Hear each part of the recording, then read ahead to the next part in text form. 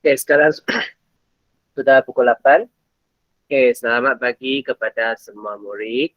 Selamat datang ke PPPR Sains kali yang ke-26 secara atas dalam talian, iaitu dalam Google Meet lah.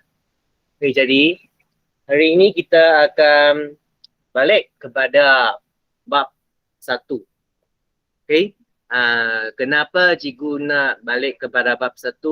Tujuan utama cikgu balik kepada bab 1 adalah first thing adalah cikgu nak uh, nak habiskan bab 1 punya buku kerja.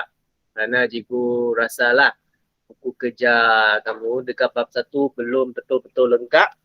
So cikgu nak balik kepada bab 1 supaya cikgu boleh bimbing kamu siapkan buku kerja kamu. Keduanya adalah pada awal tahun, cikgu tidak tahu berapa anda memang ada benar-benar tengok YouTube yang cikgu kongsikan. Dan ketiganya adalah cikgu balik kepada bab 1 kerana kamu sudah melalui pelbagai bab dalam sains. Jadi selepas kamu telah belajar begitu banyak tentang sains, bila kamu tengok balik kepada bab 1 ini, apa perasaan anda dan apa yang ada dalam minda anda apabila kamu belajar semula lagi bab 1. Okay, jadi bab 1 ini cikgu akan gerak dengan lebih laju sikit kerana seperti apa yang cikgu telah kata, kamu sudah belajar. Cikgu just hanya go through, okay, sambil macam buat ulang kaji dan sambil kita siapkan kerja dalam buku kerja anda. Okay, jadi kita mulakan hari ini. Okay, first topik 1.1. Sains adalah sebahagian daripada kehidupan seharian.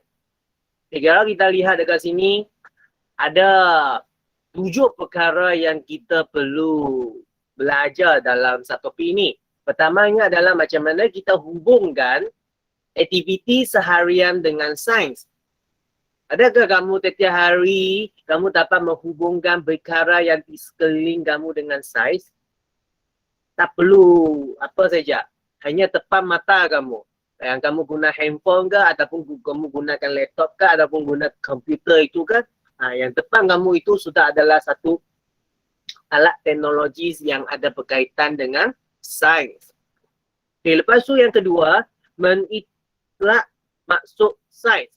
So apa maksud sains? Nanti kita akan lihat. Ketiga, merumuskan kepentingan bidang sains tersebut dalam kehidupan seharian. Adakah sains itu penting dalam kehidupan seharian? Sebenarnya sangat penting tu. Kenapa? Kerana boleh katalah hampir semua perkara yang kamu lihat di sekeliling kita ini ada kaitan dengan sains dan ada kaitan dengan kajian dalam sains. Okay? Lepas tu yang keempat, memeliharkan bidang sains. Jadi kelima, berkomunikasi mengenai kerjaya dalam bidang sains. Lepas tu yang seterusnya lagi, menghubungkan subjek yang perlu dipelajari dengan kerjaya bidang sains yang diminati. Yang terakhir, memeliharakan inovasi teknologi. Okay. Jadi kita sambung, kita tengok apakah sains. Cuba lihat fenomena di sekeliling anda. Macam ini yang ada kilat. Macam ini yang hari itu kita telah belajar ada pelangi. Lepas tu yang macam ni, apa yang begitu istimewa yang gambar ini dengan sains? Okay. Macam mana ada air pada atas daun rumput? Bagaimananya terjadi? Adakah dia terjadi sebab hujan kah? Kenapa waktu pagi kita akan nampak ada air dekat daun-daun tumbuhan? Adakah dia disebabkan oleh hujan? Jadi ini adalah semua penerokaan sains yang kita perlu pergi mensyaki. Kita pergi tahu kenapa ia berlaku. Dan gambar yang ini, gambar yang ini kita pun sudah belajar kan hari itu. Kenapa matahari pada waktu petang adalah warna merah? Kenapa? Tapi kalau warna di sini adalah warna merah, adakah warna matahari ini, warna langit ini akan jadi warna lain di seluruh dunia? Jadi ini adalah merupakan sesuatu perkara yang kita perlu fikirkan. Kita perlu fikirkan. Apakah dia berlaku sebegini? Bagaimana? Mengapa? Jadi itu adalah perkara yang dalam sains yang selalunya kita akan pergi kaji. Kita akan pergi tanya. Dan kita akan pergi menerokai. Untuk memahami faktor dan cara fenomena ini berlaku, maka kajian sains perlu dijalankan. Sains ialah disiplin ilmu yang melibatkan pemerhatian dan eksperimen yang sistematik terhadap fenomena alam semula. Jadi, termasuk yang sekarang yang kita selalu dengar tentang virus COVID lah. Dia merupakan satu perkara yang dalam fenomena alam semula jadi. Dan macam mana ia terhasil? Kenapa? Bagaimana? Jadi ini adalah perkara-perkara ahli sains dengan doktor kan. Mereka sangat kaji.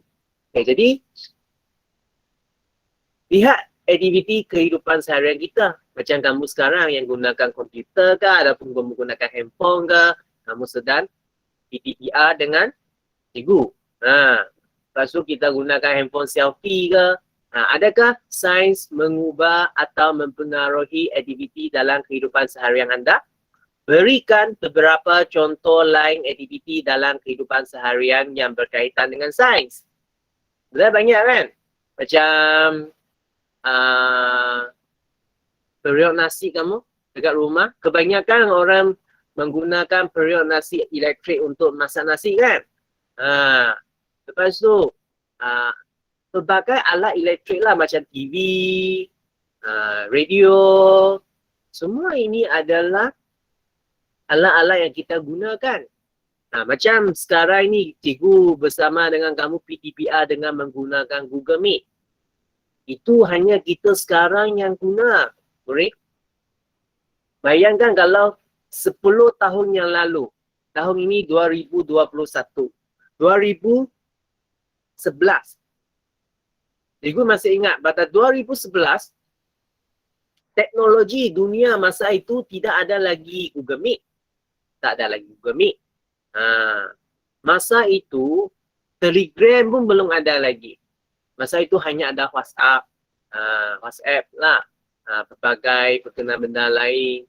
Dan masa itu buku teks pun tak ada yang bentuk yang digital yang macam ini yang cikgu tunjukkan kepada kamu. Masa itu memanglah kelajuan internet belum ada 4G lagi dekat Malaysia. So, tengoklah. Dunia sedang banyak-banyak berubah. Apakah kepentingan sains dalam kehidupan seharian? Contoh-contohnya kepentingan sains dalam kehidupan seharian ditunjukkan dalam raja di bawah. Macam bangunan tinggi. Menyumbang kepada bidang kejuruteraan seperti pembinaan bangunan penjangka langit yang canggih. Kenapa nak membina bangunan yang begitu tinggi? Selain daripada dia boleh menunjukkan kepakaran kejuruteraan dekat Malaysia, sebenarnya dia juga adalah salah satu cara untuk mengatasi tempat kediaman bagi manusia. Mungkin hanya dekat Malaysia ini kita banyak tanah. Kalau kita lihat seperti negara seperti Hong Kong, seperti negara jiran kita Singapura, mereka banyak bangunan yang tinggi. Kenapa? Kerana tanah mereka sangat terhad. Jadi mereka tidak ada tempat bina rumah biasa. So that's why mereka kena membina bangunan yang tinggi, pencangkar langit supaya boleh lebih banyak orang boleh ada rumah untuk dikediami. Lepas tu penciptaan satelit menyebabkan komunikasi menjadi lebih cepat dan efisien. Satelit TV macam Astro dalam rumah kamu. Macam mana Astro itu dia mendapat siaran, dia menuju ke arah langit. Jadi dari langit itu satelit, macam mana dia pancarkan siaran itu sehingga kita boleh nampak. Macam mana kamu tahu handphone kamu ada line ke tak ada line? Macam mana line tu sampai ke handphone kamu? Macam setiap hari cikgu WhatsApp dengan cikgu Telegram kepada kamu semua ni, kenapa kamu boleh terima mesej cikgu? Bagaimana ya kamu terima? Takkan cikgu lontar ke arah Sibujaya sehingga kamu dapat terima menggunakan handphone? Kenapa bukan guna tangan? Jadi ini adalah merupakan sains. Kita perlu fikir kenapa? Why? Lepas tu, kaedah hidroponik. Meningkatkan hasil tanaman dengan penemuan baja, racun serangga dan penggunaan kaedah hidroponik. Penggunaan kaedah hidroponik ini pun membolehkan sayur-sayur tanaman ni boleh ditanam dengan banyak. Kenapa? Kerana dia tidak ada limitasi bagi tanah. Lepas tu, vaksin. Vaksin adalah satu perkara yang kamu mesti kenal sekarang. Kerana kita dalam zaman COVID sekarang ni, penemuan vaksin dan antibiotik dalam bidang perubatan membantu mengawal penyakit berjangkit dan mengurangkan kadar kematian. Tengok, buku ini sudah ada sebelum COVID ditemui dekat dunia. Masa itu, mereka pun sudah mengatakan bahawa vaksin ni dapat membantu mengawal penyakit berjangkit COVID sekarang lah dan mengurangkan kadar kematian. So, jadi ini adalah kepentingannya lah. Okay, lepas tu kita lihat lagi muka surat yang seterusnya. Ini muka surat ini cikgu rasanya kamu boleh cuba baca sendiri. Okay. Dalam bidang sains ada apa? Ada fizik, ada biologi, ada kimia. Ini adalah 3 yang paling-paling dan sangat utama lah. Yang sangat utama. Yang kalau kamu berminat, tingkatan 4 kamu boleh masuk kelas aliran sains. Kamu dapat mempelajari dia lah. Okay. Lepas tu ada lagi geologi, astronomi, meteorologi. Semua ini sangat-sangat penting kepada kehidupan seharian manusia. Kerana ketiga-tiga ini sebenarnya adalah daripada 3 bidang yang dekat depan ni lah gabungan dia. Okay. Jadi nanti kamu boleh cuba baca. Okay, lepas tu apa kejayaan dalam sains? Apakah cita-cita anda setelah dewasa nanti? Senaraikan pengetahuan sains yang perlu anda kuasai untuk mencapai cita-cita anda. Apakah kejayaan masa depan yang bila kamu dewasa, kamu nak dewasa pun bukan lama lagi. Kamu sekarang sudah umur 13 tahun. Katanya kamu keluar kerja pada umur 18 tahun, 5 tahun lagi. So, ada apa yang kamu fikirkan satu hari nanti anda nak jadi? Anda nak jadi apa? Pemandu foodpanda. Ataupun kamu nak menjadi seorang angkasawan. Kamu nak menjadi seorang cikgu. Kamu nak menjadi seorang doktor.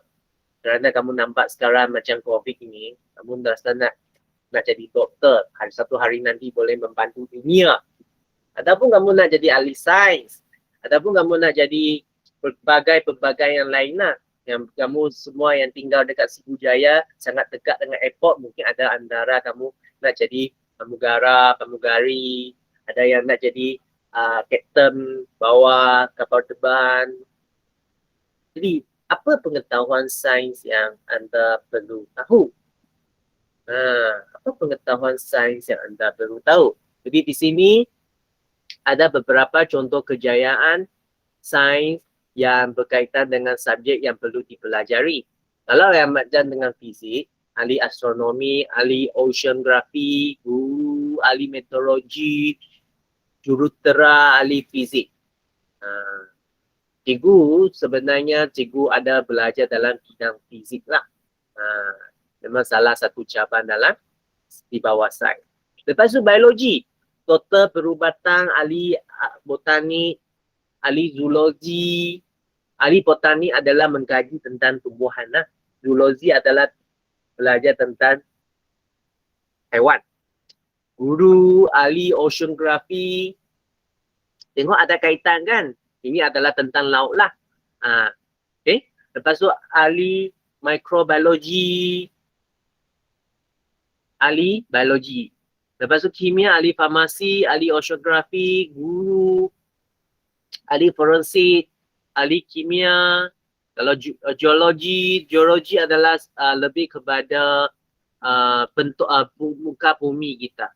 Muka bumi kita. Ahli geologi, guru, muka bumi, ahli geologi. Ahli farmasi, doktor, kejuruteraan. Okay, inovasi teknologi. Kebanyakan mesin dan alat kita guna setiap hari ialah hasil reka cipta sains. Contohnya, kereta, kapal terbang, telefon, komputer dan sebagainya. Mesin dan alat tersebut membantu kita menyelesaikan masalah dalam kehidupan seharian. Cikgu masih ingat dulu cikgu masa belajar dekat sekolah, handphone yang pertama yang cikgu nampak adalah macam ni. Kalau kamu tidak dapat bayangkan dia macam mana, dia macam kotak ubat gigi yang besar itu. Kotak ubat gigi yang besar itu. Masa itu, ada handphone macam ini, sudah sangat lawa sudah ni. Lepas tu dia kecil, dia jadi macam ni. Lepas tu semakin kecil. Yang akhirnya paling terkenal adalah Nokia lah, kalau kamu pernah dengar jenama ini. Lepas tu, sampai tahun 2008-2009, mulalah telefon pintar keluar. Masa itu telefon pintar masih lagi sangat-sangat mundur. Kalau cikgu bagi kamu guna telefon pintar tahun 2008-2009, kamu akan baling tu. Kenapa? Kerana lebih teruk daripada handphone kamu. Itulah. Jadi bila sampai hari ini handphone dia jadi semakin besar, ada tablet lagi. Okay? Jadi ini adalah perkembangan. Dan mungkin ada antara anda telah pakai jam tangan yang digital ini. Okay? Jadi ini adalah tentang sains. Okay, lepas tu kita lihat terus kepada buku kerja anda.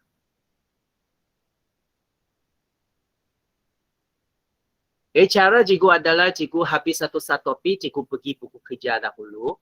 Kalau masa mengizinkan, cikgu akan sambung. Kalau masa tidak mengizinkan, cikgu akan henti dekat sana lah. Okay? Kita lihat dalam buku kerja, muka surat 1. Ini adalah penyiasatan saintifik. Ini dia lah. Okay? Okay, nota ini kamu boleh baca. Tengok sains ni hanya 3 perkara ini yang sangat penting. Sangat penting saja, bukan bermaksudnya benda lain yang dalam buku teks tak penting. Penting juga, tapi ini adalah yang utama lah. Okay, sains ialah disiplin ilmu yang melibatkan pemerhatian dan eksperimen yang sistematik terhadap fenomena alam semula. Jadi, kedua, sains boleh dibahagikan kepada 3 cabang penting, iaitu fizik, kimia dan biologi. Okay.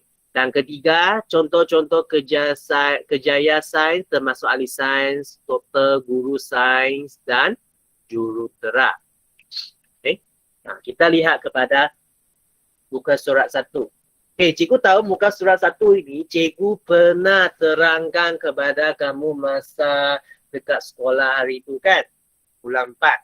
Tapi masa itu cikgu tidak tahu semua anda dekat sini ada hadiah ataupun tidak, tapi cikgu akan go through lah sekali lagi supaya semua boleh dapat mengikut dan dapat menyiapkan. Nah, nemu. Ya. Ada apa masalah, Angelina? Kalau tak ada, cikgu sambung. Muka surat kedua dalam buku, muka surat ketiga dalam buku kerja anda. Muka surat ketiga dalam buku kerja anda. Sudah semua siap? Sedia? Tandakan tik 3 cabaran sains. Pertamanya adalah fizik, keduanya adalah kimia, ketiganya adalah biologi. Lepas tu, tuliskan 5 kejayaan sains dalam petak di bawah. Total lah. Ada apa lagi? Ada jurutera.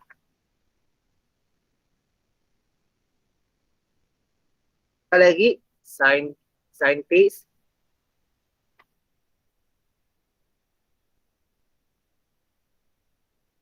Saintis. Ada guru sains.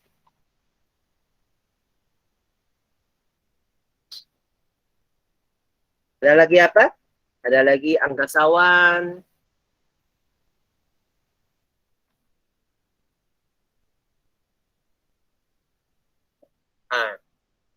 Ini hanya beberapa contoh saja. Kamu masih boleh salin dalam daripada buku teks. Lepas tu, kita lihat. Kenal pasti jenis bidang cabaran sains sama ada kimia, biologi atau fizik dalam petak. Kita lihat satu persatu. Tabiat, struktur dan evolusi haiwan adalah zoologi.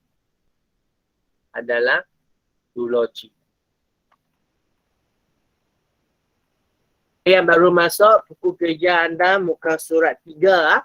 Cikgu balik kepada bab 1 untuk buat ulang kaji. Lepas tu apa bidangnya?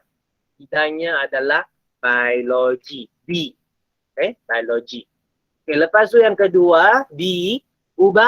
Ubat-ubatan dan kesannya terhadap badan. Ini adalah farmakologi.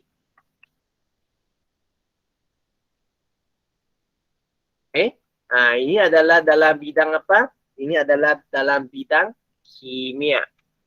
Ini adalah dalam bidang kimia. Fungsi badan organisma hidup. Ini adalah dalam fisiologi.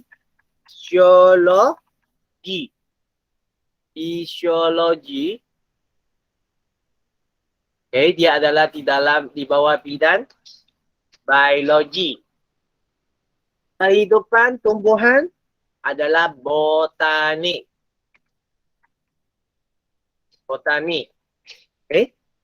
Juga di bawah bidang biologi. Lepas tu, lautan seperti ombak dan hidupan dalamnya adalah oceanografi.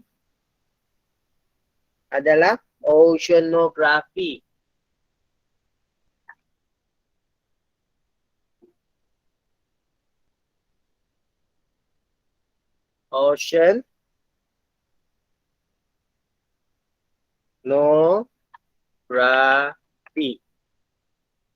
Kepada yang baru masuk, cikgu telah pergi kepada bab 1 untuk buat ulang kaji dan sambil menghabiskan buku kerja bab 1 lah perbincangan supaya kamu semua dapat jawapan yang betul. Ini adalah muka surat 3 dalam buku kerja anda yang baru masuk. Oceanografi adalah di bawah bidang mana? Tadi kita telah belajar kan dalam bawah bidang kimia, biologi, dan fizik. Okay. Lepas tu, F. Batu, patan, mineral dan proses perubahan dia. Ini adalah geologi. Okay. Dia adalah di bawah bidang kimia dan fizik. Kimia dan fizik.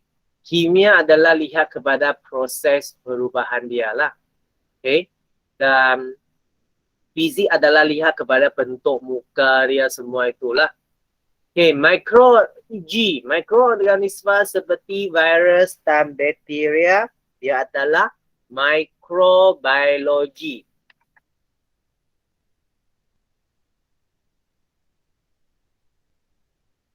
Mikrobiologi. Okay, dan dia adalah di bawah bidang biologi. Okay, lepas tu yang seterusnya, H. Kaedah saintifik dalam penyiasatan kes kematian. Ini adalah forensik.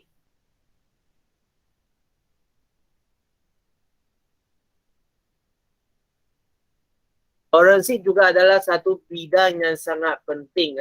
Kenapa? Kerana mereka adalah menyiasat tentang kes kematian. Macam mana seorang dia meninggal. Kenapa? Bagaimana? Ini adalah sangat penting lah. Okay, dia adalah di bawah bidang.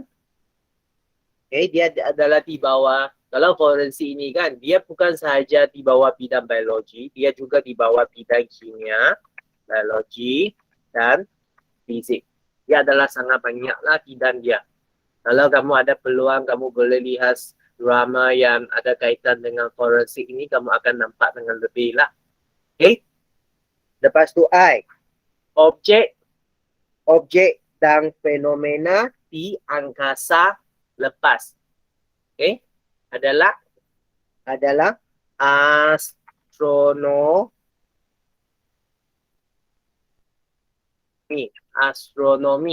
Okay. Astronomi adalah di bawah bidang fizik. Okay. Okay. Fizik. Okay. Dan dia juga ada boleh kaitan dengan kimia kerana fenomena kan kadang-kadang. Okay. Lepas tu J. Perubahan cuaca dan iklim. Perubahan cuaca dan iklim adalah meteorologi. Meteorologi. Okay, dia adalah bidang kimia. Dia adalah bidang kimia. Dan kadang-kadang dia pun boleh kaitan dengan fizik. Okay. Jadi ini adalah muka surat pertama yang sebenarnya cikgu ada bincang dekat sekolah dalam kelas bersama dengan kamu. Masa cikgu itu ada tayang lagi dekat projector. Okay. Cikgu ada tayangkan dekat projector lagi. Okay. Jadi hari ini adalah hari Jumaat dan cikgu lihat sekarang sudah nak pukul 8.30. Jadi kalau kita nak sambung memang tak sempat lagi. Okay, jadi seperti apa yang cikgu telah beritahu kerana banyak yang baru masuk tadi, belum sempat dengar penjelasan cikgu. Okay, cikgu kena ingatkan kita hanya tinggalkan bab yang terakhir dalam buku teks.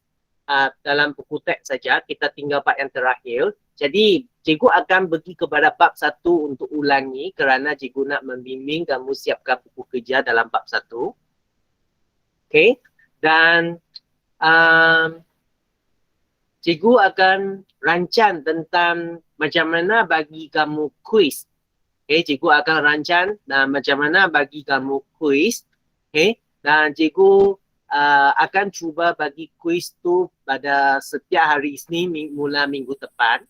Okay, jadi hari ini apa yang kamu kena buat dalam hujung minggu ini, kamu kena cuba buat ulang kaji dalam bab 1 lah. Kamu cuba buat ulang kaji dalam bab 1. Okay, quiz yang cikgu akan bagi adalah dalam bentuk Google Form. Cikgu rasanya kamu semua sudah biasa dan kamu tahu macam mana menggunakan Google Form. Okay, dan jangan risau soalannya semua dalam objektif. Hanya 10 soalan sahaja. Dan cikgu tidak ada hakkan kamu untuk rujuk dalam buku. Cikgu tidak hakkan. Dan cikgu harap kamu pun boleh jadikan dia sebagai satu latihan. Okay? Menjadikan dia sebagai satu latihan untuk kamu buat ulang kaji. Okay? Jadi setiap hari Isnin mulai minggu depan cikgu akan bagi kuis. Minggu depan hari Isnin adalah kuis bab 1.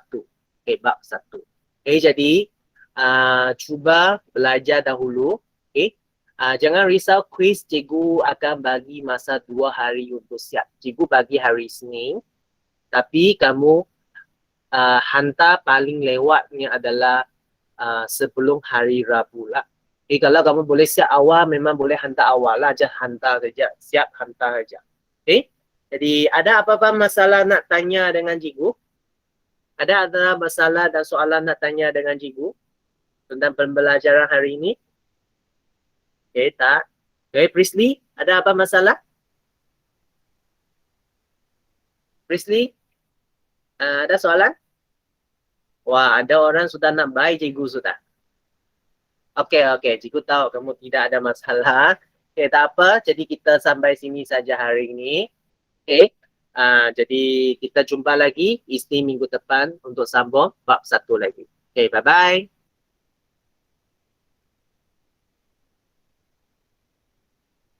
Bye. Sama-sama.